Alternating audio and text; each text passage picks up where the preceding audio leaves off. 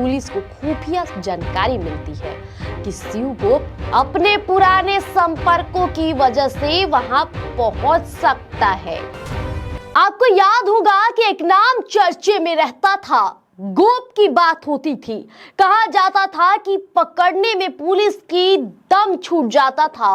और वही बड़ी खबर हम लेकर आए हैं। देखिए, Patna police special task force STF ने एक ऐसे ही अपराधी को दबोचने में कामयाबी हासिल की है जो पिछले कई दशकों से पुलिस की आंखों में धूल झोंक रहा था। हम बात करें पटना के टॉप 10 अपराधियों की लिस्ट में शुमार शिवगोप की। शिवगोप जिसका नाम सुनते ही कभी पटना के मीठापुर और आसपास के इलाकों में दहशत फैल जाती थी, अब सलाखों के पीछे है।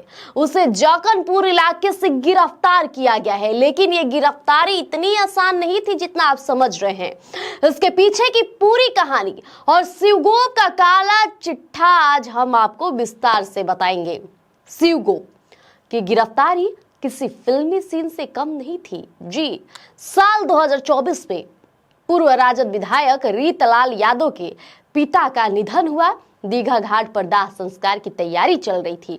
पुलिस को खुफिया जानकारी मिलती है कि शिवगोप अपने पुराने संपर्कों की वजह से वहां पहुंच सकता है।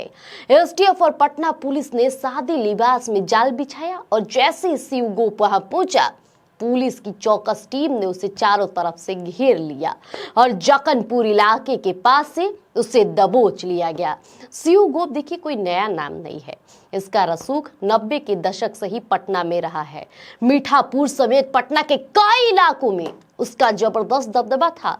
हत्या हो, लूट हो, रंगदारी हो, ये सब तो दर्जनों मामले उस पर थे। जी, अब हैरानी की बात देखिए कि शिवगोप ने 21 साल जेल में गुजारे। किसी को लगा था कि शायद वह सुधर जाएगा, लेकिन जेल से बाहर आते ही वह फिर से अपनी काली दुनिया में सक्रिय हो गया। पुलिस के मुताबिक वह खुद सामने नहीं आता था, बल्कि जेल से बाहर निकलकर उसने शूटर्स का एक नया नेटवर्क खड़ा कर लिया। शिवगोप का नाम हाल ही में तक सबसे ज्यादा चर्चा में आया जब जदयू नेता और दानापुर नगर उपाध्यक्ष दीपक मेहता की भी मौत हुई थी। याद है ना, 28 मार्च 2022 को पटना के दानापुर में दीपक मेहता को कार्बाइन से छल्ली कर दिया गया था। जब पुलिस ने शूटर्स को पकड़ा तो उन्होंने चौंकाने वाला खुलासा किया था। उन्होंने सीधे तौर पे बताया कि जमीन विवाद के चलते रवि गोप और शिवगोप ने मिलकर 7 लाख रुपए की सुपारी दी थी। यह हत्या बिहार की राजनीति और अपराध के गठजोड़ का एक बड़ा उदाहरण बनकर सामने आई थी। पुलिस की जांच में एक और डराने वाली बात सामने आई। कहा जाता है कि पटना के अपराध जगत में कार्बाइन जैसे अत्याधुनिक हथियारों के इस्तेमाल की शुरुआत करने वाला शिवगोप ही था। उसने न केवल खुद अपराध किए, बल्कि नए सिंडिकेट और अपराधियों को हथियार और लॉजिस्टिक्स मुहैया कराने का एक पूरा सिस्टम तैयार किया। फिलहाल शिवगोप पुलिस की रिमांड पर है।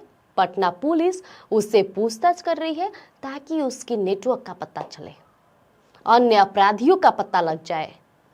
तो देखिए, पुलिस को उम्मीद है कि शिवगोप के जरिए कई और पुराने अनसुलझे हत्याकांडों की गुत्थी सुलझ सकती है। राजधानी पटना को अपराध मुक्त बनाने की दिशा में शिवगोप की गिरफ्तारी को एक बहुत बड़ी जीत मानी जा रही है। सोचिए, जो इतना सिंडिकेट चला रहा हो उसको गिरफ्तार करना कोई आसान बात है। शातिर अपराधी, लेकिन देखना होगा कि सजा मिलता है कि नहीं। तो बने रहिएगा और देखते रहिए स्वराज पोस्ट, लेकर आएंगे यूं ही आपके बीच अनोखे कहानी। धन्यवाद।